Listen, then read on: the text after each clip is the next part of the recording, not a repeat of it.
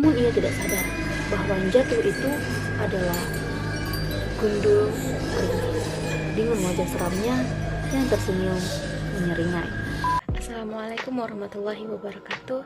Selamat malam semuanya. How are you guys? Semoga kita semua sehat-sehat selalu dan selalu dalam lindungan Allah Subhanahu wa taala.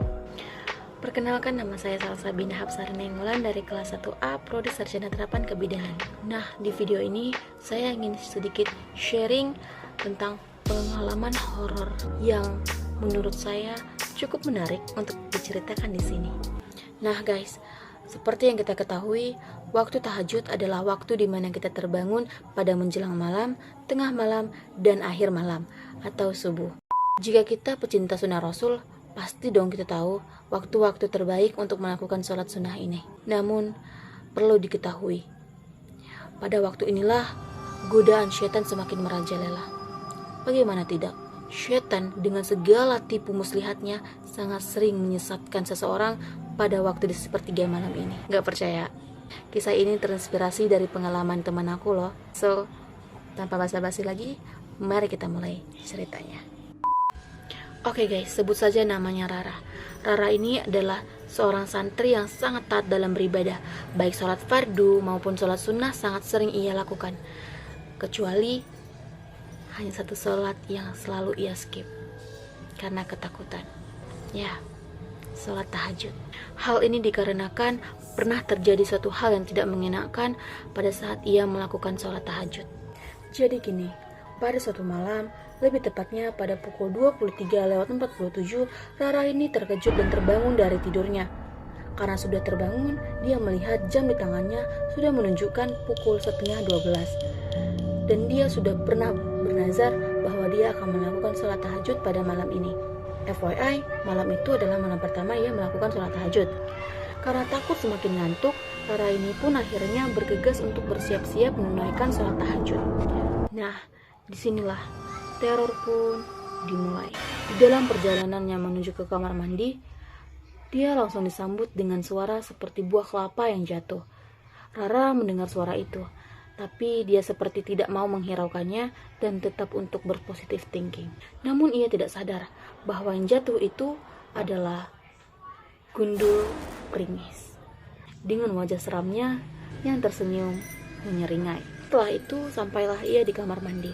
FYI, di depan bak air kamar mandi terdapat cermin. Mula-mula Rara ini membasuh mukanya. Setelah itu mengusap matanya.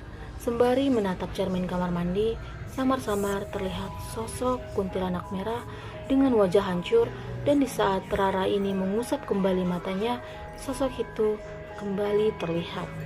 Kali ini ia melihat sesosok wanita berwajah hancur dan berdaster merah. Yap, gak salah lagi. Sosok itu adalah kuntilanak merah. Ya, kuntilanak merah yang membuat Rara ketakutan sampai mundur beberapa langkah ke belakang. Ia terus mengucapkan kalimat istighfar dan terus meyakinkan dalam hati bahwa ini semua adalah cobaan. Setelah ia menenangkan dirinya, dia pun mulai menggosok giginya. Pada saat ia menuangkan pasta giginya ke sikat gigi, tiba-tiba pasta giginya terjatuh.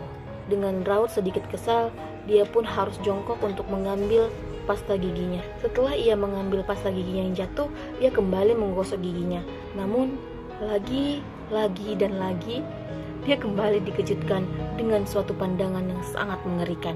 Buih-buih pasta giginya dari mulutnya seketika berubah menjadi warna merah, yang ternyata itu adalah darah.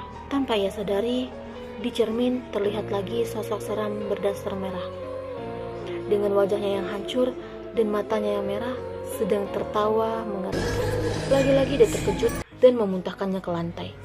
Anehnya, pada saat ia memuntahkannya ke lantai, yang terlihat itu adalah buih-buihan pasta gigi dan bukan darah sama sekali.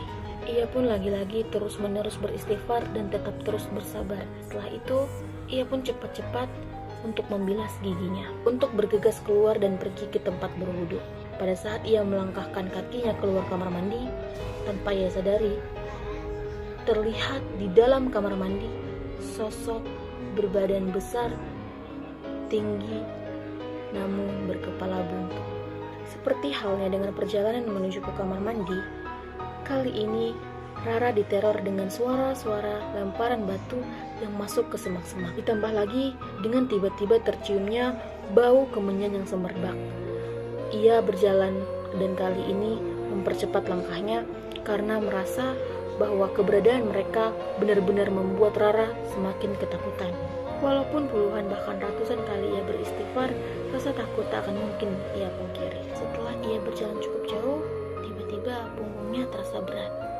Namun, dia tetap berusaha untuk tenang dan melanjutkan perjalanannya. Tanpa ia sadari, ternyata di atas punggungnya ada sesosok anak kecil berkepala botak dan bermata hitam. Ya, jadi Rara ini sedang menggendong sosok itu. Akhirnya sampailah dia di tempat perwuduan. Dengan segera, Rara ini mengambil wudunya. Ketika ia sedang membasuh wajahnya, tiba-tiba keran air yang berada tepat di sampingnya terbuka sendiri. Sontak. Melihat hal itu, Rara ini kembali berucap, "Astagfirullah." Namun setelah hal itu, keran air itu pun tertutup kembali. Siraman demi siraman air wudhu ia lakukan.